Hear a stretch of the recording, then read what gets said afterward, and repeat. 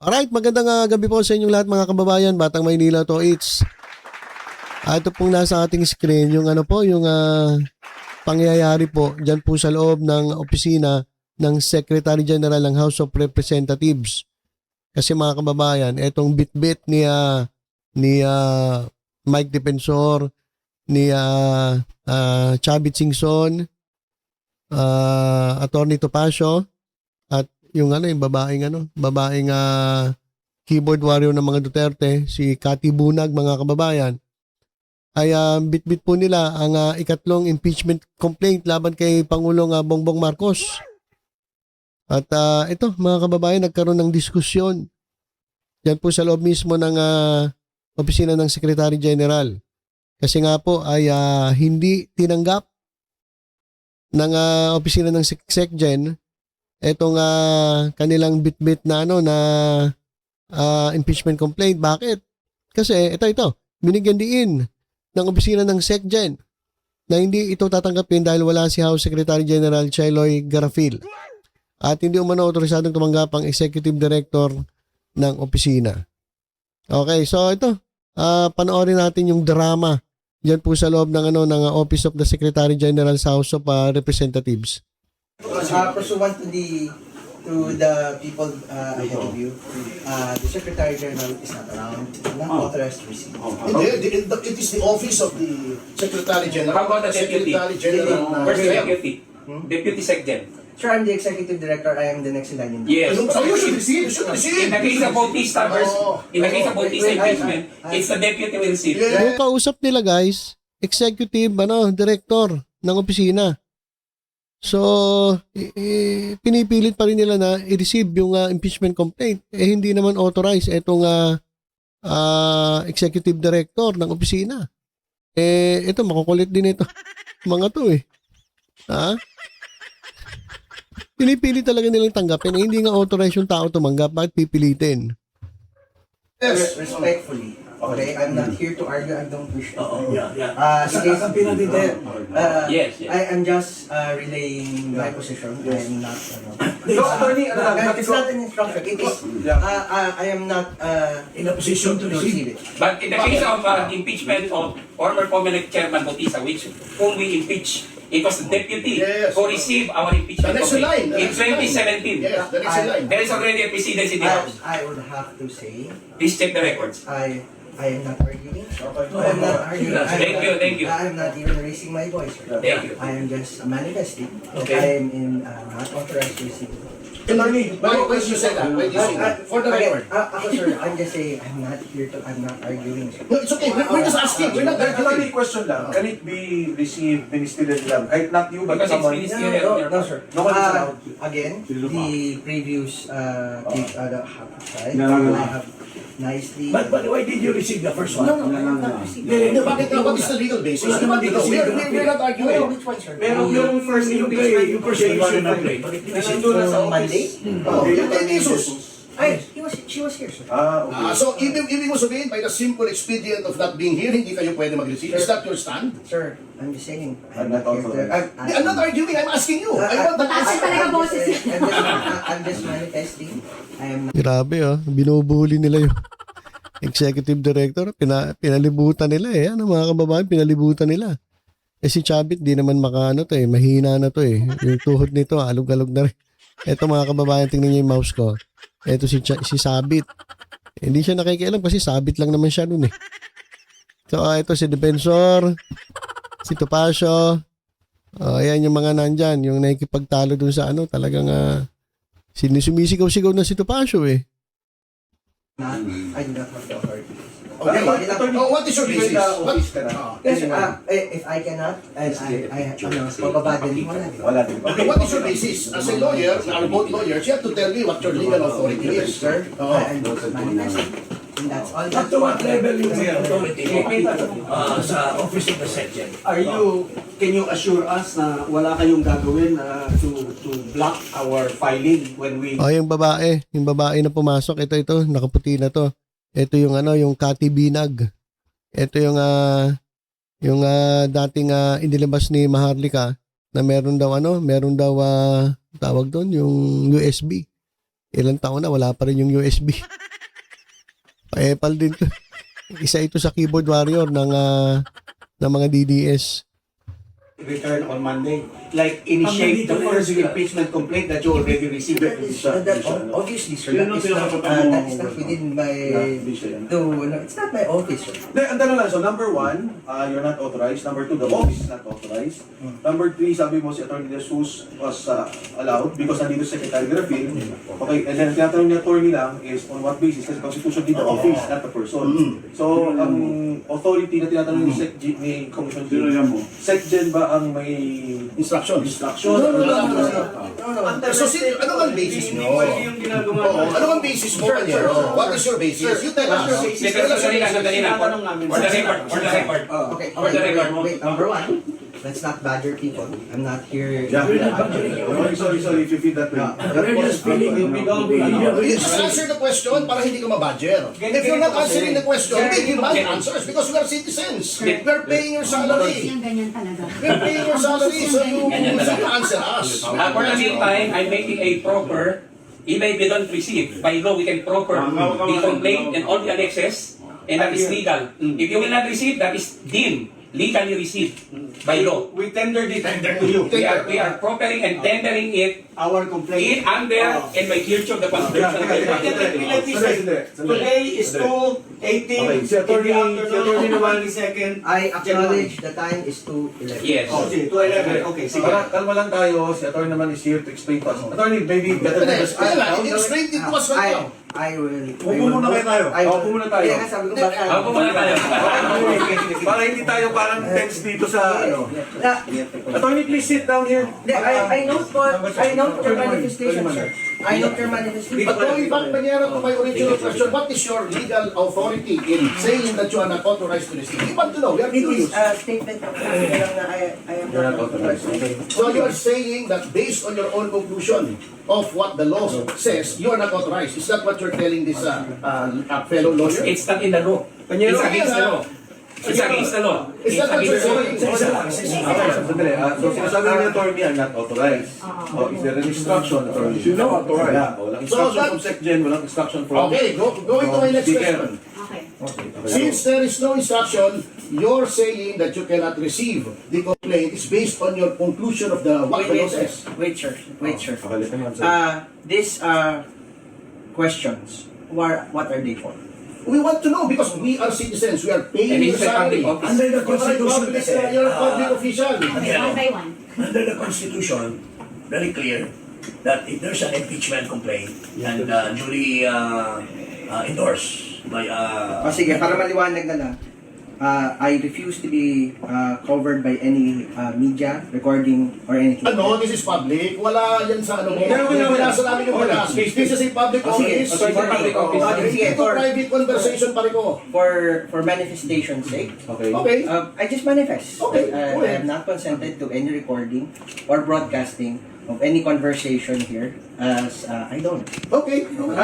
Our lawyer and co-complainant, Attorney Topacio will tender the complaint. Okay.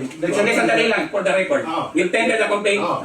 in accordance with the I Constitution. don't, Okay. I don't for the proper. That's proper. Kasi inabot ko yan. Inabot ko. Oh. Yes, sir. I not for the proper. I said no. Para let's go through the motion. Okay. I said no. Yes. Para Okay. Nonetheless, we are tendering our complaint. To be, to be candid, syempre, because we understand na hindi ka naman yung authorized, but of course, as a group, we will also take legal steps. That's why may mga ganito na motions. We understand na. So, Gigil na gigil ito mga ito. Gigil na talagang ipa-receive yung impeachment complaint laban kay PBBM eh. Talaga namang ito si Topacio, gigil na gigil. Grabe. Talagang saka ito sino-sino pa ba ito mga abogado na ito? Kasi ang pagkakaalam ko, kinakailangan ng impeachment complaint may endorsement ng kahit isang miyembro ng Kongreso. Wala atang endorsement ng kahit isang kongresista eh. So invalid pa rin to, di ba? Ganon. Ngayon binubuli nila, grabe. Grabe talaga ng mga ewan ko kung bibigay tingnan natin kung bibigay itong executive director ng ng SecGen ng House. Kung bully dito sa mga DDS na ito. Wala pong sumana daw. If that is what I understand. So, in fact, we feel sorry that you have to take the phone Thank you this for video. receiving us. So, maraming salamat. Yung documents. Yes. Establish ko lang. It's 2/11, 22 January. Tinender namin sa iyo yung aming Para very completing ko na Okay. it was an attempt to No, it's not an attempt. We I tendered to you. Para kukumpletin ko na Sige, you were here to tender, I refused. That's legal. And you left a copy here in the office. You could actually leave it there. Para okay na po tayo. Pwede bang ma-receive Is that satisfactory? Okay na. Okay, Yes, thank you. This Thank is you. what I Thank you. propose. Di ba, office, Panyero? Di ba, We need office one hours nyo copy. hanggang alas 5? 7 o'clock. 7 o'clock, okay. Since wala si Cheloy dito, hihintayin namin na dumating siya ulit. Ako, ulit na ako. Oo, hintayin mo. I'll stay here until 7. Iintayin daw dito Pasio yung Secretary General nasa ibang bansa. Ano talaga to si Tupaksyo no? Talagang Tupaksyo O si Tupaksyo raw hihintayin pero si Mike Defensor hindi, uwi na raw siya. Talaga to si Tupaksyo. Patawa rin Ha? Sama si Cheloy. Tanungin mo ko sa We will wait until Anyway, thank you for that. Alam mo naman where is the SecGen? Where is the SecGen? Asan na section? For the Saan ang record. SecGen? Sandali. Where's the SecGen? For the record. Taiwan. And in her absence, who is the acting SecGen? Sandali. For the record. isa lang. Who is? Isa-isa lang. It's you. Sila nag-aaway-aaway na. Sila nag-aaway-aaway na, pagalingan na kasi mga abogado tong mga ito na nagpapagalingan sila mismo pinapahinto nung isa. Teka muna, isa-isa lang, gulo-gulo nyo It's you. There is no acting secretary. Siya ang ano. Who's the second in But you are command? second in command. In this office, I am the executive. Nonetheless, we are tendering and propering our original complaint and the annexes for and under and by virtue of the Constitution of the Republic of the Philippines. Kaya kanina ko pa sinasabi, baka meron kayong binabiolate na civil service regulation. Kasi you're supposed to be, pagka wala dito yung... Automatic yan. May officer in charge. It's automatic. Pero susunod. It's automatic. Secondly, Panyero. Secondly, Panyero. Bakit si Garapin? Nag-ano na naman, pumunta ng Taiwan para... Kulang ka na. Panyero. Secondly, We would establish yung the attorney naman was kind enough to state yung legal basis. We should thank So, okay na tayo. Maraming salamat. gusto ko lang tanong pa kay Panyero. Kasi kung gusto yung attorney Governor Chavit, Sir, iikot ako. Okay, Governor Chavit. Ako iikot because ano gusto isa-isa para ano. Si Admiral Carlos, Damian Carlos. Governor Chavit. Okay, si Secretary Jimenez Peron. Attorney Topacio. Dito, yung mas gwapo. Kati Tina. And former Congressman Jim Paras. Of course, Attorney Manny Luna, I'm the first Attorney General complainant, former Garcia. commissioner, Presidential Anti-Corruption Commission. And, sorry. So, ayan binanggit nila kung sino-sino yung mga nandyan. So, walang congressman. Walang congressman nakasama para mag-endorse ng impeachment complaint. Paano yun? Ano to? Baka drama lang talaga to. Tapos, pagkatapos kasi nito, humarap sila sa media humarap sila sa media. So, ano to drama? Walang congressman na kasama Dapat may kasamang isang congressman na mag-endorse ng complaint. Pero bakit wala? So ano lang to, baka pang media lang. Baka pang media lang to. Attorney Harold Despiso, Vice Mayor. Complainant as well, sir. Complainant. Thank you, Attorney. Pero, Salamat. Congressman Mike, Di ba mayroong executive order that since there is a one China policy, restricted ang travel ng public officials natin to Taiwan? topic na yan. Ibang topic na yan. Hindi, kaya nga, hindi. For the record. For the record. Hindi, kaya naging relevant yun because the reason for the absence of the Secretary General is that she traveled to Taiwan. Ano authorized? And under the one China policy, Official travel. restricted government officials, even on private visits, restricted to Taiwan. Meron under the naman one ano yun, China policy. ibang Exceptions, official, of yeah. course. But tingnan natin. Thank you. Thank you. Okay lang, okay lang. We understand, of course. So ano na ngayon? I'll see you. We don't smoke the room. Hindi na wala. Okay, so ayan mga kababayan. Ang dami pang sinasabi to si Topacio. Meron pang one China na policy na sinasabi. Wala po kasi si SecGen. Ayan, sabi nga ni Topacio nasa Taiwan. Kasi ang alam ko, siya po ay tumanggap ng award doon po sa Taiwan. So wala siya. Ewan ko kung anong na ito mga to. Pagkatapos po nito pangyayaring ito, nagkaroon sila ng press con At yan daw ay yung ginawa daw na hindi pagtanggap ng impeachment complaint ay labag daw sa konstitusyon. Adi, magdemanda kayo. Ganun lang naman yun. Magdemanda kayo kung sa tingin niyo nalabag ang konstitusyon, di sampahan nyo ng kaso.